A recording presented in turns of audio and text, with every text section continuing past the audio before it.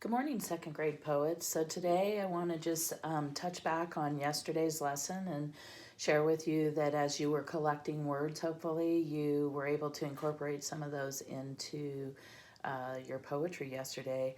I really enjoyed collecting some of the words from your poems and then creating my own poem.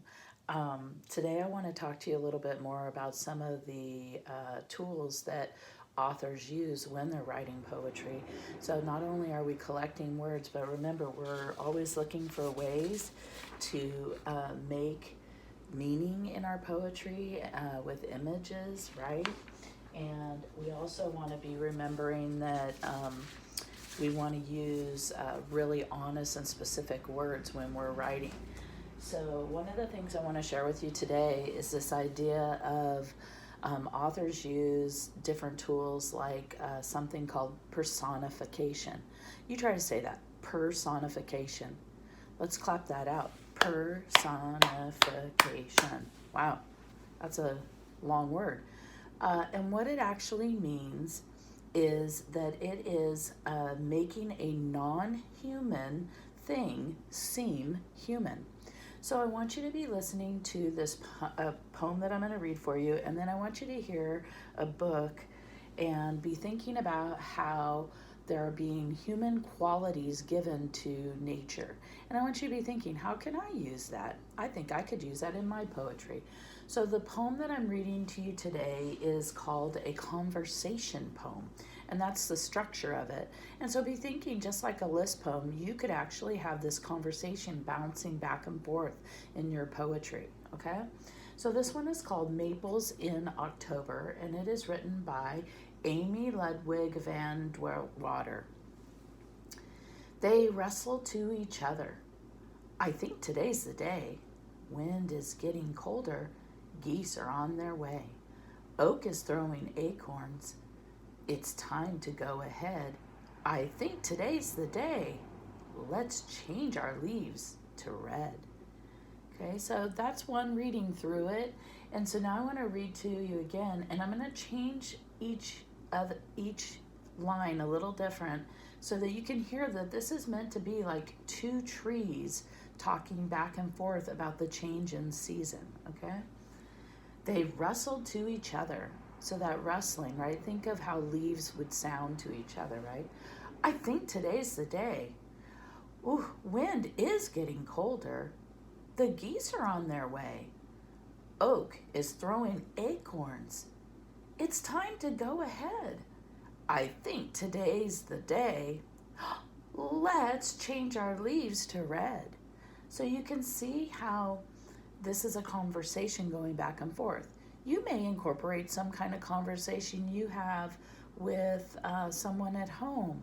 You could have different objects talking to each other, and then give the personification would be giving them a human quality.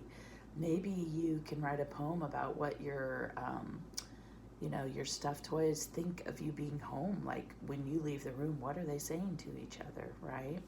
So now I want to read to you another example of personification.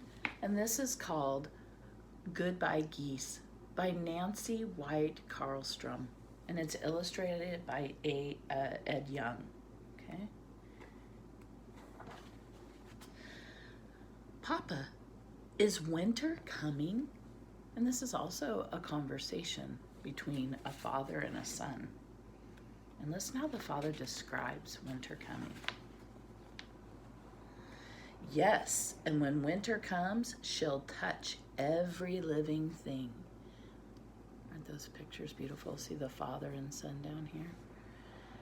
And the son asks, does winter have fingers?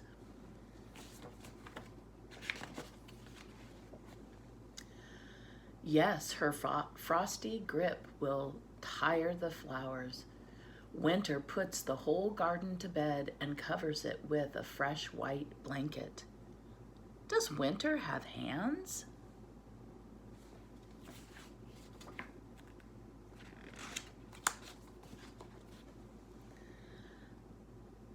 Yes, but she never learned to turn the doorknob Winter tries to walk in through the cracks.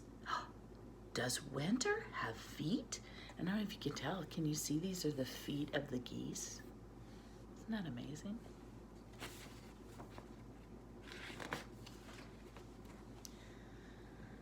Yes, sometimes at night, Winter dances on top of the roof, but she stops to watch the stars. You see the barn roof and the snow blowing off right there. Does Winter have eyes?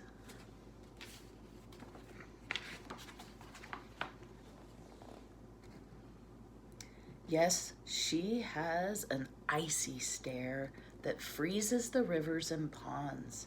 When winter comes, she'll shade this place with darkness. Does Winter have a shape? Let's see the city down below.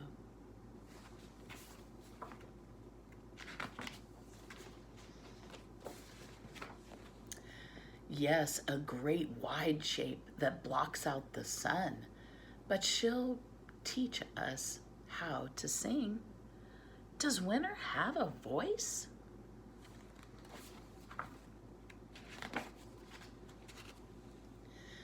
Yes, and her song is as clean as new snow. She wraps us in white like the fields and the forests. Does Winter have arms?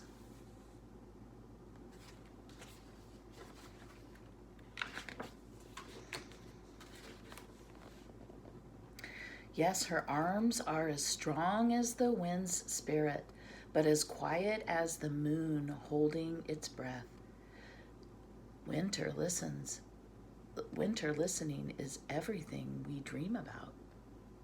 Does Winter have ears? And can you see the hands pulling a blanket up? You hear all this personification that this author used? Wow, look at that picture. Yes, she hears even the beat of our hearts.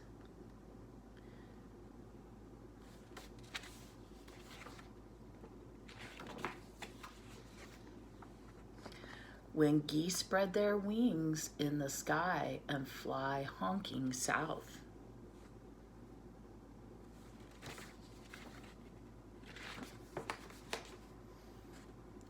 Winter hears and winter comes.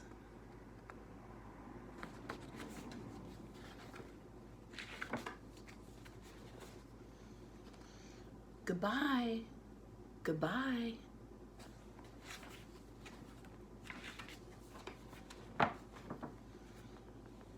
Goodbye, geese. Do you see them flying in that V pattern in the sky?